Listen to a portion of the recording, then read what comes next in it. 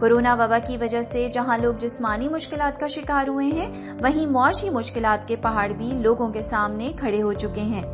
اور گزرتے وقت کے ساتھ یہ بلند سے بلند ہوتے جا رہے ہیں، کیونکہ آنے والے حالات کے بارے میں کسی بھی قسم کی پیش گوئی قبل از وقت ہوگی۔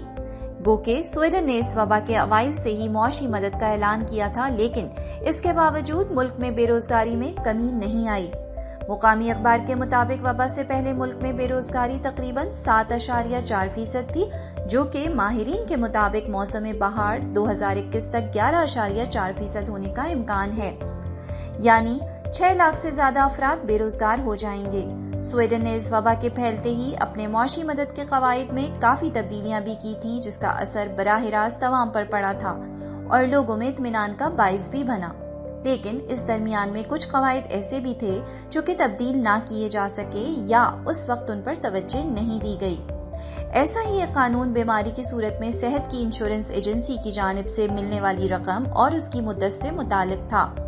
گو کہ اوائل میں ہی اس میں تبدیلی کر دی گئی تھی کہ بیماری کی صورت میں آپ کو پہلے دن سے ہی آپ کی تنخواہ کا 80% ملے گا، لیکن کتنے عرصے تک اس چیز میں کوئی تبدیلی نہیں کی گئی۔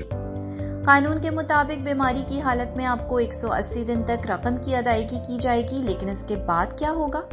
اس قانون کا شکار سب سے زیادہ بالواسطہ یا بلاواسطہ ہمارے وہ ہیرو ہیں جنہوں نے اپنی جان کی پرواہ کیے بغیر ہماری خدمت کی، یعنی صحت کے شعبے میں کام کرنے والے تمام افراد جو کہ شروع و آخر خود بھی اس وبا کے شکار ہو گئے،